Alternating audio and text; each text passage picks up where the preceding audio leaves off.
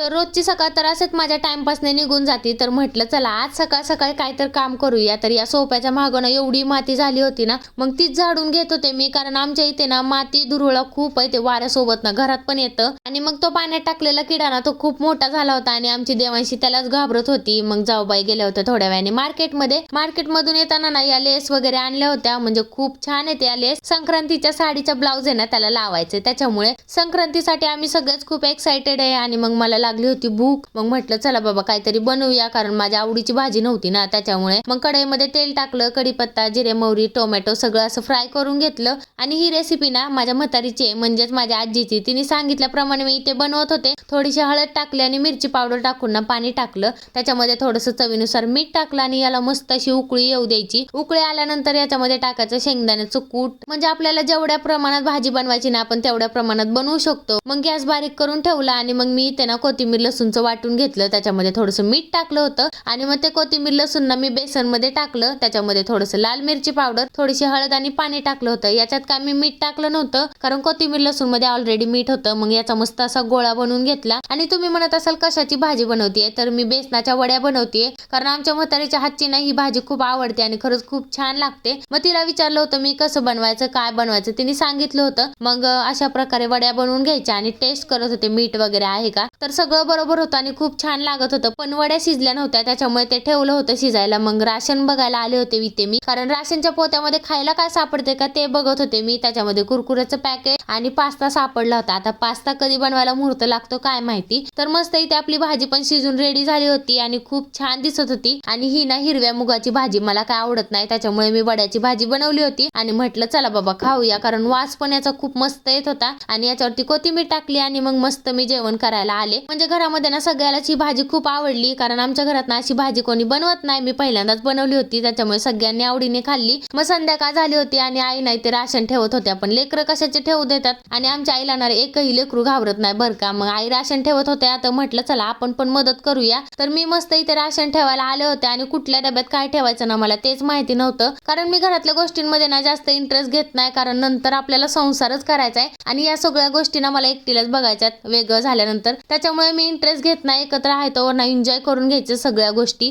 तर मस्त असं राशन वगैरे ठेवून दिलं. तर असा होता माझा आजचा दिवस. चला बाय.